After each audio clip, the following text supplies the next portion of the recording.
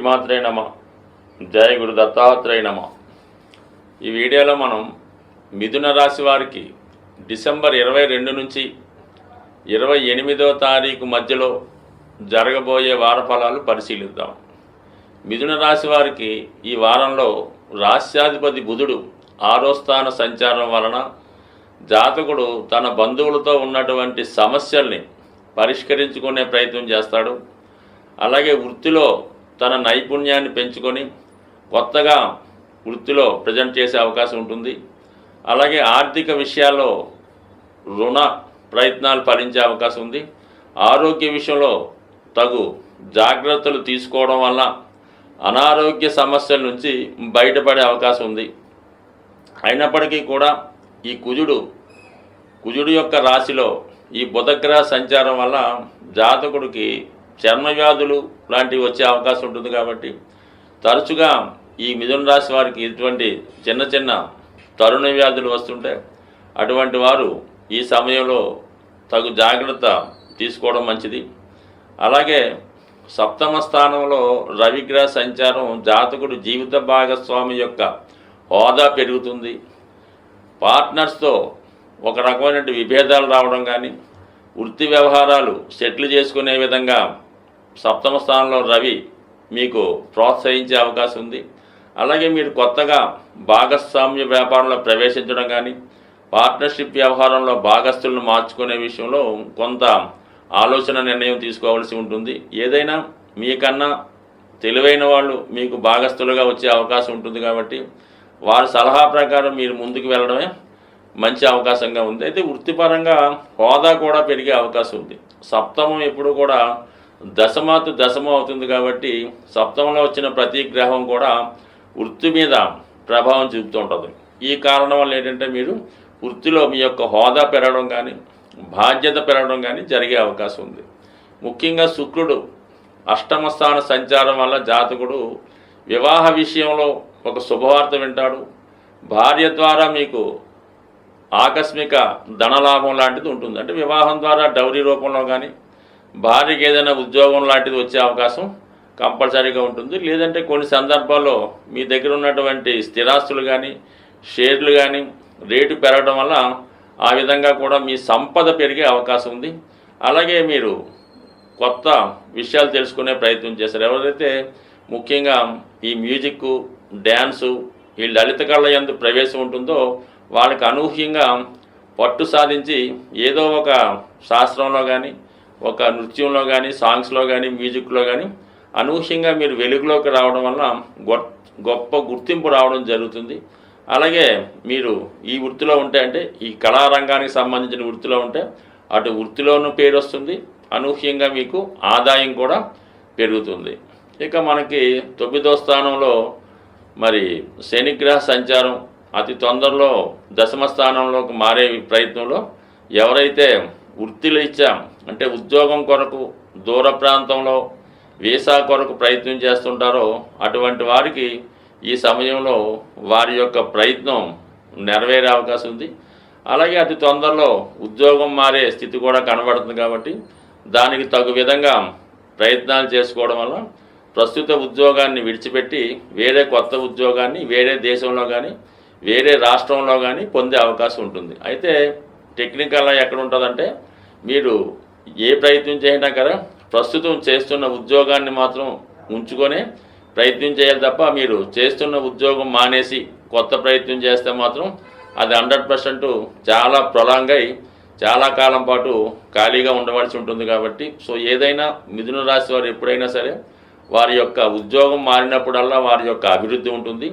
అలాగే మరి మానేసి ప్రయత్నం చేయడం కన్నా ఉద్యోగంలో ఉండగా ప్రయత్నం చేసుకుంటేనే ఎక్కువ ఫలితం వచ్చే అవకాశం ఉంది. దీన్ని సపోర్ట్ చేస్తూ దశమాధిపతిగా ఉన్నటువంటి గురు భగవానుడు 12వ స్థానంలో వక్రగమనంలో ఫిబ్రవరి 4వ తారీఖు వరకు సంచరించడం వల్ల చాలా ప్రయత్నాలు ఏమవుతాయంటే దగ్గరికి వచ్చినట్టే వచ్చి మళ్ళా చివరి నిమిషంలో మనం చేరే నిర్ణయం తీసుకునే లోపల మళ్ళా మిస్ అయ్యే అవకాశం ఉంటుంది. కాబట్టి చాలా వరకు తొందరపడకుండా ఒక విషయాన్ని బాగా కన్ఫర్మ్ అయిన తర్వాత పర్టికులర్గా మీకు ఆర్డర్స్ చేతికి వచ్చిన తర్వాత మాత్రమే ఉన్న ఉద్యోగాన్ని విడిచిపెట్టాలి తప్ప తొందరపడి ఉద్యోగాన్ని విడిచిపెడితే అటు ఇటు కాకుండా చాలా వరకు ఇబ్బంది పడే అవకాశం ఉంటుంది. కాబట్టి ఖచ్చితంగా ఈ రాశివారు ఉద్యోగ విషయంలో ఎప్పుడు కూడా ప్రయోగాలు చేయొద్దు.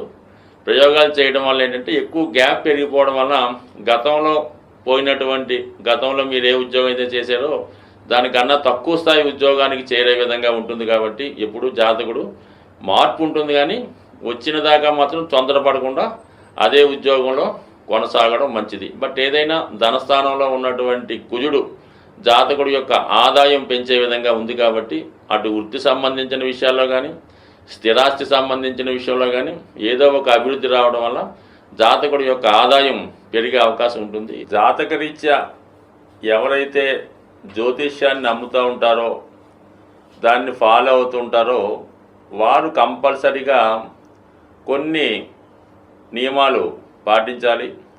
కొన్ని పూజలు పరిహారాలు తప్పనిసరిగా చేయించుకోవాల్సి ఉంటుంది. మరి సాధారణంగా ప్రతి సంవత్సరం 1-2 సార్లు మాత్రమే వచ్చే శని త్రయోదశి మరి ఈ వారంలో మనకి వారం చివరిలో డిసెంబర్ 28వ తారీఖున శని త్రయోదశి అనే పర్వదినం రాబోతుంది. మరి ఆ రోజు అంటే కేవలం శని భగవానుండి ఏలినాటి శని అష్టమ శని ఉన్నవారే కాకుండా మిగతా వారు కూడా ఎలా ఉంటుందంటే చాలా వరకు ఎవరో ఒకరికి శని మహాదశ, శని అంతర్దశ, విదశ, లేదంటే ఇంకొక విధంగా మరి శని గోచారీత్యా అనుకూలంగా లేకపోవడం, ఇవన్నీ ఏదో రంగా జరుగుతుంటాయి. అలాగే శాశ్వతంగా ఎక్కువ రోజులు పడే ఇబ్బందులకు కూడా శని కారణం అవుతూ ఉంటాడు. అంటే ఒక వ్యాధి మీకు వచ్చి చాలా కాలంగా పట్టి పీడిస్తున్నా, లేదంటే ఒక రుణం ఒకరి దగ్గర మీరు అప్పు తీసుకుంటే అది ఎంత కష్టపడ్డా దాన్ని తీర్చలేకపోతుంటారు. అంటే దీర్ఘకాలికంగా ఉన్నటువంటి రుణాల నుంచి బయటపడాలన్నా, అలాగే ఒక వ్యసనం చాలా వరకు మనిషిని పట్టి పీడిస్తూ ఉంటుంది. అది పాన్ అవ్వచ్చు, లేదంటే మందు తాగొచ్చు, ఇంకోటి అవ్వచ్చు, కార్డ్స్ అనొచ్చు అనుకోండి. అంటే ఏదైనా మనల్ని వదిలి వెళ్ళడానికి ఇష్టపడదో అటువంటివన్నీ కూడా శని ప్రభావం చేత వచ్చినవే. సో అందువలన ఏంటంటే చాలా వరకు మనుషుల్లో ఉన్నటువంటి ఒక బద్ధకం, అశ్రద్ధ, పోస్ట్పోన్ మెంటాలిటీ, పని చెప్తే ఇసుక్కోడు, ఇవన్నీ కూడా శని యొక్క ప్రభావం చేత ఉన్నవే.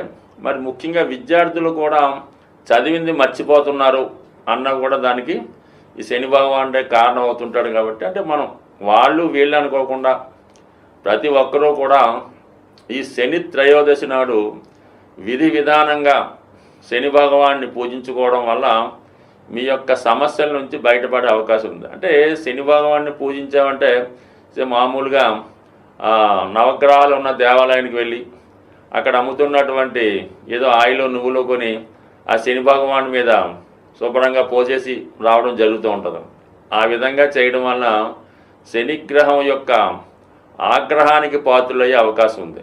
అంటే ఏదైనా ఒక అభిషేకం చేద్దాం అనుకున్నప్పుడు ముందుగా ఆ విగ్రహాన్ని శుభ్రంగా మంచినీటితో స్నానం చేయించి, దాని తర్వాత తైలంతో అభిషేకం చేసి, దాని తర్వాత మళ్ళా మీరు శుభ్రమైన వాటర్తో పరిశుభ్రంగా కడిగి మంచి వస్త్రాన్ని ఆ విగ్రహానికి ధరింపజేసి నైవేద్యం అది పెట్టి పూజించినప్పుడు మాత్రమే అది అభిషేకంగా మీకు వర్తిస్తుంది. తప్ప ఎవరో ఒకరు పూజ చేస్తుంటారు, ఇంకోటి వచ్చి దాని మీద నువ్వులు వేసేస్తుంటాడు, ఇంకోటి వచ్చి ఆయిల్ పోసేస్తుంటాడు. అంటే ఆ శని భగవానుడు ఆ సమయంలో ఏదో పనిలో బిజీగా ఉంటాడు.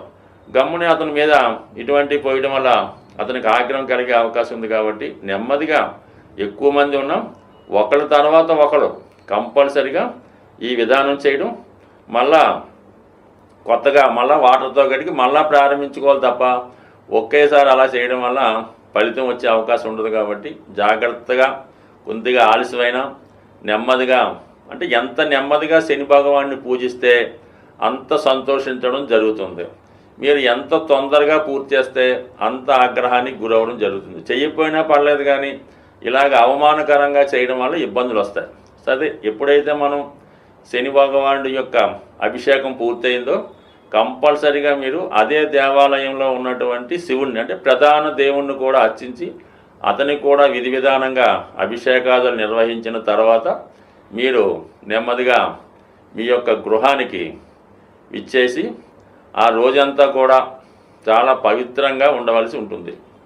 భూశయనం చేయడం, ఎటువంటి ఆయిల్తో చేసిన పదార్థాలు తినకుండా మామూలుగా సాత్వికమైన ఆహారం, అవసరమైతే పళ్ళు పొలాలు అడ్డు తీసుకొని భూమి మీద పడుకొని ఆ రోజు ఎటువంటి రాత్రిపూట కూడా కిందే పడుకొని అన్ని సుఖాలకి దూరంగా ఉండి మళ్ళా ఆ మన్నాడు ఉదయం లెగిసి శుభ్రంగా స్నానం చేసి సూర్యభగవాను ఆదివారం సాధారణంగా అవుతుంది కాబట్టి ఆ రోజు సూర్యభగవాన్ని కూడా చక్కగా సూర్య నమస్కారం చేసుకొని ఆదివారం కూడా మీరు 100% ఈ నియమంగా ఉంటూ ఎటువంటి మాంసం మద్యం ఇలాంటి దూరంగా ఉంటూ చేయడం వల్ల మీరు చేసి చూడండి. మీ జీవితంలో అద్భుతం అన్నది 100% అతి తొందరగా ఫలితాన్ని ఇచ్చేవాడు శని భగవానుడే. అయితే మీరు చేసుకునే దాన్ని బట్టి తన ఫలితం ఇవ్వడం జరుగుతుంటుంది. అందరూ ఆలస్యం అంటుంటారు. మరి ఆలస్యం ఎందుకు కారణం అవుతుందంటే మనం సరిగ్గా పాటించకపోవడం వల్ల. అంటే ఒక విద్యార్థి 10th క్లాస్ 10 సార్లు ఫెయిల్ అవ్వచ్చు, కట్టొచ్చు, పాస్ అవుతుంటాడు. అది ఆలస్యానికి కారణం అవుతుంటుంది. ఒకడు ఒకేసారి ఎట్ ఏ టైం పాస్ అయిపోతుంటాడు. రెండుకి శని భగవానుడే కారణం అవుతుంటాడు. కాబట్టి అందువలన శని భగవాన్ని నిందించకుండా మీరు ఫేవర్గా మీరు అభిమానిస్తే శని కూడా మీకు తొందరగా అభిమానించి మంచి ఫలితం ఇవ్వడం జరుగుతుంది. మరి ఇంకా ఇటువంటి ఫలితం చేసుకుంటూ ఒక సప్తముఖి రుద్రాక్ష ధరించడం కానీ, అలాగే బ్లూ సఫేర్ అనే ఉంగరాన్ని వెండిలో చేయించి రైట్ హ్యాండ్ మధ్య వేలు పెట్టుకోవడం వల్ల కానీ ఇవన్నీ కూడా జాతకుడికి శని యొక్క ఆశీస్సులు లభించే అవకాశం ఉంది. స్వస్తి.